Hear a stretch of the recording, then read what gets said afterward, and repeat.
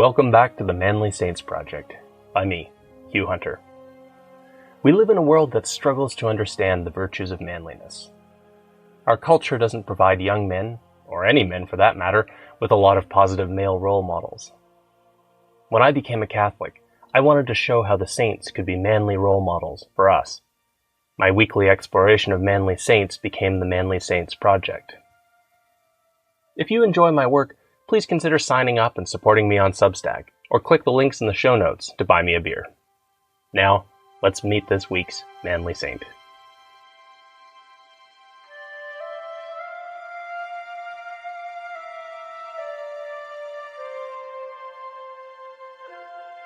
Join me today as we encounter a saint who inspired the leaders of the Holy Roman Empire and shaped Christendom. Name: Maurice, or Mauritius. Life: died around 286 AD. Status: saint. Feast: September 22nd. In the year 955, the German city of Augsburg was about to fall to the Hungarians. The Hungarians were pagans who fought in the Eastern manner, as bowmen riding fast, light horses. Ever since Rome had encountered the Parthians, and then the Huns, Western Europeans had struggled to meet such tactics. Now, the Hungarians used their speed and mobility to raid and expand. Conquest had made them strong, and an impossibly huge army of 10,000 riders was at the gates of Augsburg. When a detachment of Hungarians attacked the city, the German defenders pushed out to meet them. They were soon spread out too far from the city, so that the Germans were being surrounded by Hungarians and cut down. The battle was turning against them. Perhaps it was Bishop Ulrich who first realized what was wrong. He rode out of the city with no arms or armor, dressed in white, to reorganize the defense. As arrows and spears whipped by him, the bishop and future saint ordered the soldiers to fall back and guard the gates, where their numbers could work in their favor. The tide of battle turned again, and soon the Hungarian commander was killed. The invaders disengaged. Augsburg would survive another day. If King Otto could make it to their defense in time, if his smaller army could even dent the Hungarian advance, the city might still have a chance. It would be down to the king and the prayers of his patron saint, Saint Maurice. The Hungarians weren't worried. They boasted that Otto's arrival would make the capture of Augsburg faster, for when they had killed the king, the city would easily fall. That night, as the Christians waited nervously to learn their fates, the meteor shower that Christians knew as the Tears of St. Lawrence wept from the dark sky. King Otto was, in fact, coming to the defense of Augsburg. It was not going well. He had been bogged down in hard fighting with the pagan Slavs. Now he was hurrying to get there, with his baggage train out behind his main force. As Otto's soldiers passed through a wooded area, the nimble Hungarians circled around to hit the baggage train, looting it until Otto's men could drive them away. Desperate, short on supplies, not sure there was a way home, the German army faced the larger Hungarian force at Lechfeld. As the Germans faced the riders from the east, King Otto knew that the fate of his kingdom hung in the balance. He drew out his prized possession. It was the spear of Longinus, the spear that had pierced the side of Christ as he hung on the cross. And it had been brought into the lands of the Saxons, so they said, a very, very long time ago, by Otto's patron saint, and the patron saint of Otto's father before him, Saint Maurice.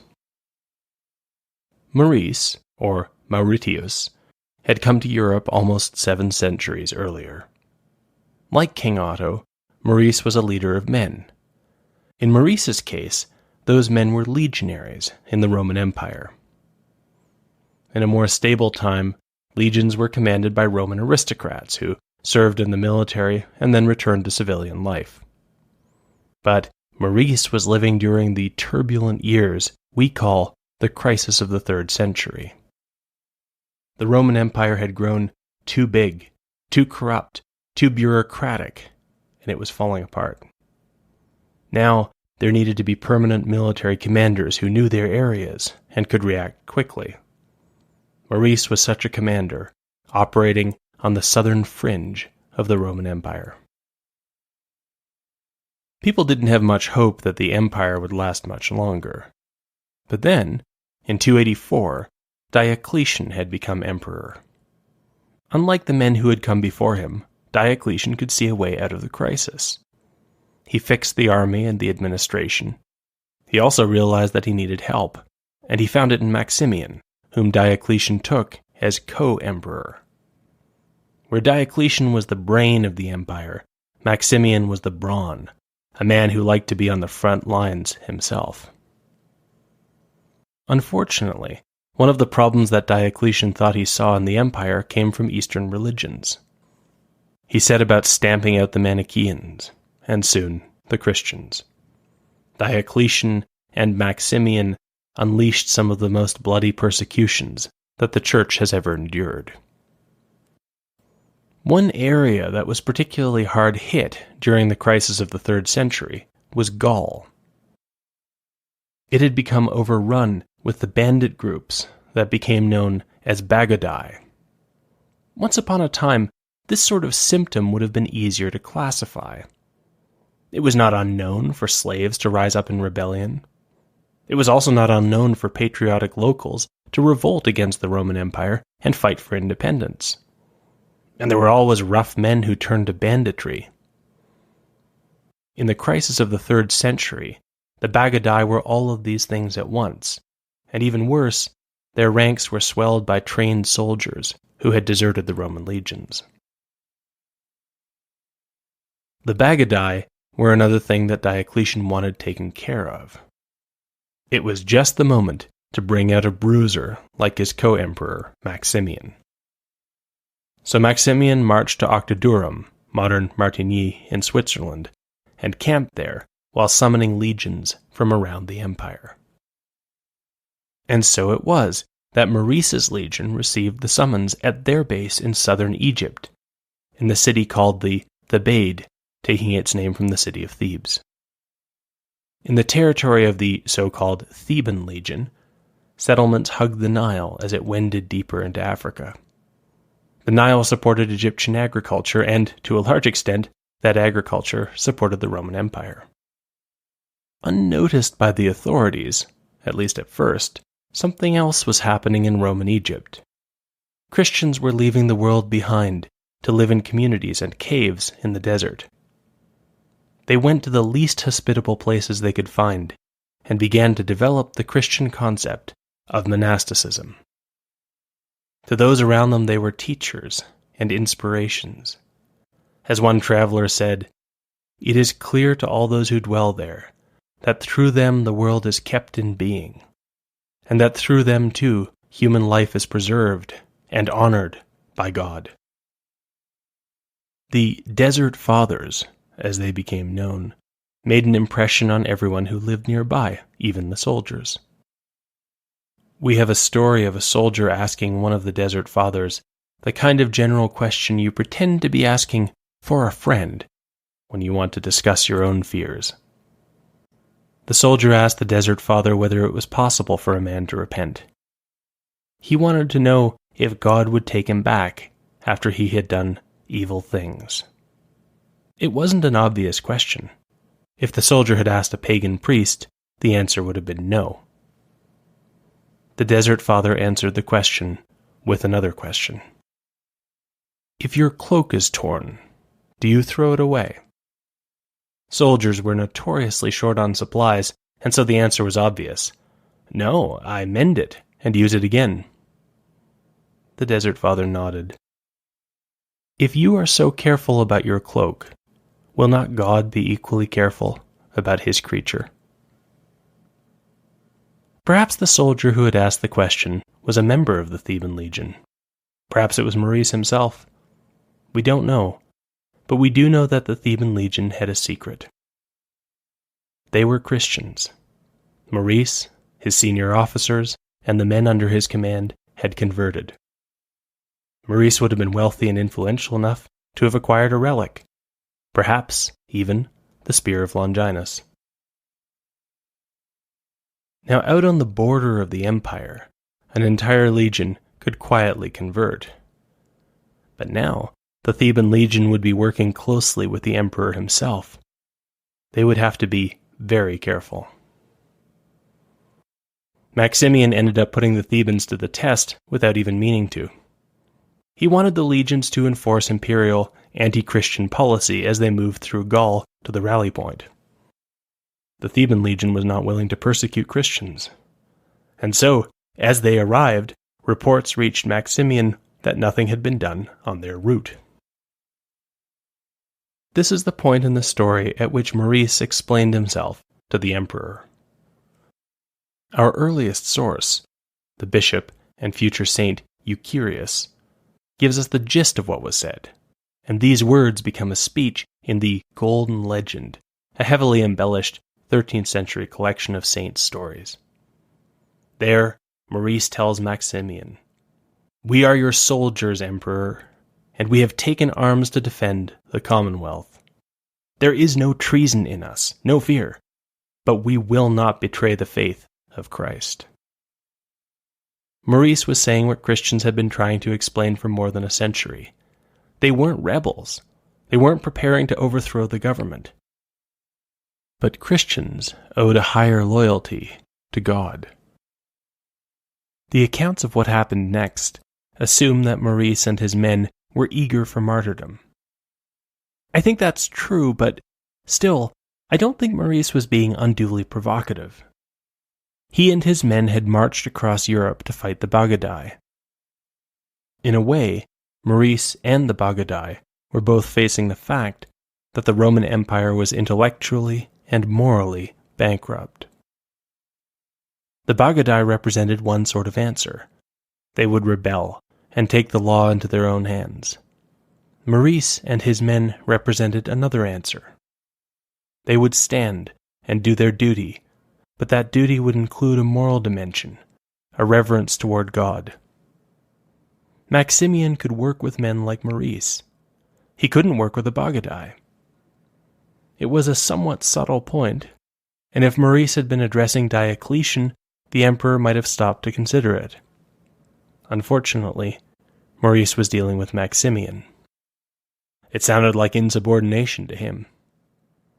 So he punished the Theban legions with one of the most brutal punishments available to Roman leaders: decimation.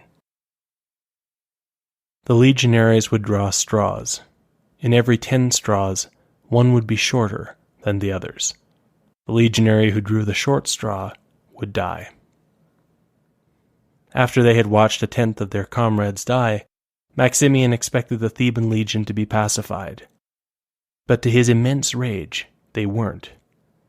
The Golden Legend has the legion's standard-bearer jumping up to welcome martyrdom.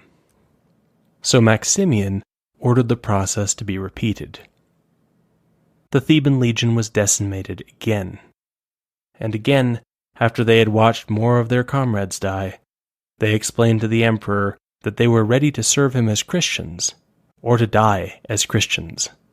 There was no other choice. Maximian responded by sending the rest of his army to encircle the small alpine valley where the Theban legion was camped. Roman soldiers came from all directions, massacring their fellows. Legend has it that many escaped. They spread through Gaul, preaching and making converts, often giving their names to the villages and places they touched. Maurice, though, died there in the valley with his men. If he was carrying the Spear of Longinus, we don't know what happened to it. It vanishes into the mists of history for a time. The fact that Maximian had massacred his own soldiers shocked everyone. The Christians in Gaul were impressed that these holy men had marched out and died as martyrs. Soon, the place where they had been killed was venerated. As the persecutions ended, a monastery sprang up on that spot. St. Maurice and his courageous officers in the Theban Legion became patron saints for Christian warriors throughout Europe. The Golden Legend has plenty to say about the miracles of the Theban Legion.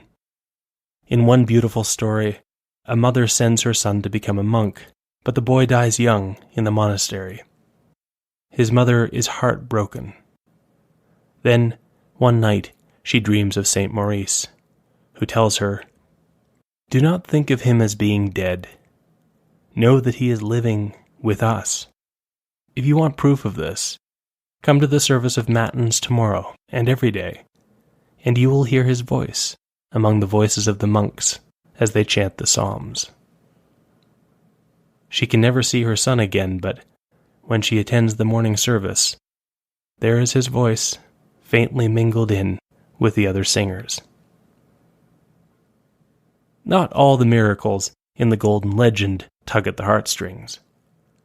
There's also the tale of the construction of a church for one of the members of the Theban Legion. As it turns out, one of the builders is a pagan. While the Christian workers are at church on Sunday, the pagan builder decides he'll get some work done. The Theban Legion is not amused, and they show up in force and deliver a rather unsaintly beatdown to the rogue builder. Afterward, they tell him to clear out and go to church. By the time the German king, Henry, father of Otto, acquired the Spear of Longinus, St. Maurice was already venerated across Europe. Otto embraced the symbolism and the patronage of St. Maurice even more than his father had. Otto wasn't stupid. He was aware that there were other artifacts that were being presented as the Spear of Longinus. But this one was supposed to have come from his great patron, St. Maurice. It was doubly significant to him. This was the weapon that King Otto held high as he faced the Hungarian horde at Lechfeld in August of 955. His baggage train had already been raided, and his men on either wing were struggling with the Hungarians. Only attack was left. And so Otto rode out, leading the picked men of his royal guard in a thunderous charge into the surprised Hungarians. Otto's cavalry charge smashed the Hungarian army. Their structure broke and the army split apart. The Hungarians began to run, the Germans in pursuit. Otto's victory resounded through Europe. It brought an end to the time of the Eastern Raider, securing the borders of Europe for centuries. It brought Otto so much prestige that soon after, Otto united much of Europe, forming a solid front against the pagan lands in the east and becoming the Holy Roman Emperor. Some historians think that Otto's lifelong struggle with pagans on the borders is the key to Otto's veneration of St. Maurice.